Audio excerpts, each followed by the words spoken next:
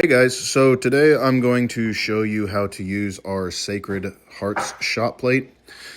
This tutorial will basically teach you how to use every one of our shot plates, but people like to see specifics, so here we go. So when using a shot plate, I always recommend that you use 999 fine silver. It's softer and more malleable, and it doesn't work harden as fast as the copper does in sterling silver.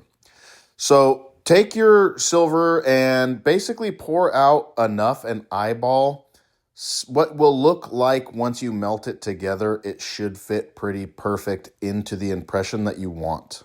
Now, use a charcoal block. I didn't have one, so I just used a piece of wood.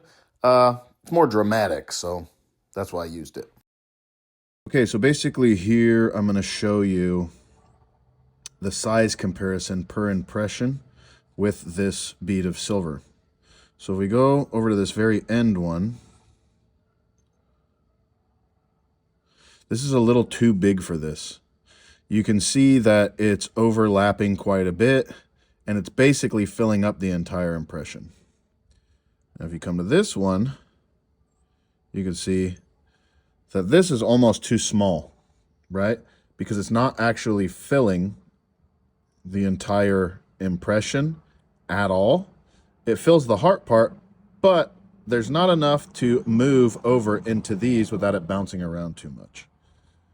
Now if we come to this one here, which I originally had kind of eyeballed the amount of silver for, you can see that it fits practically dead center perfect in the impression. And there's very little excess impression around this silver. So this is what you're looking for. You want it to be just smaller than the depth of the impression. Now we're going to pull out our force tool, okay? And I have my BRC hammer here. This is nice and old. It's been used a million times. And what we want to do is just get a few initial strikes to move this silver into place. Now this is going to be loud and the camera will probably shake.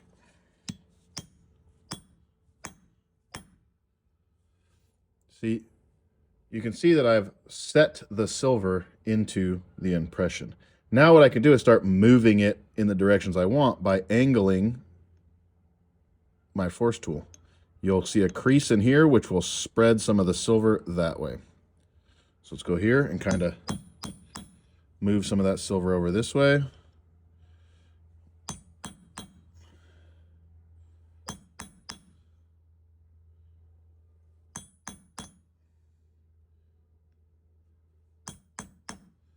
And I basically call this walking the silver.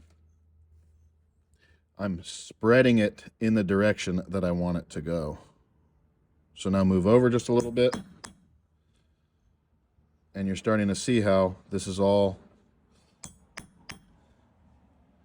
filling in the impression.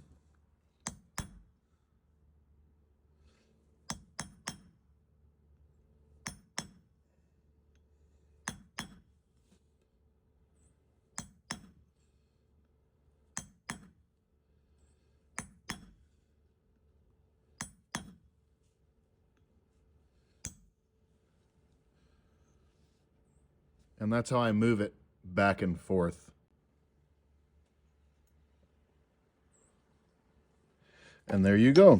As you can see, you have a nice impression of all of the space of silver, and you'll still have a section where you can cut around the edges and hold on to it with some pliers or any kind of tool that you use that's non-marring. As you can see here, there you go.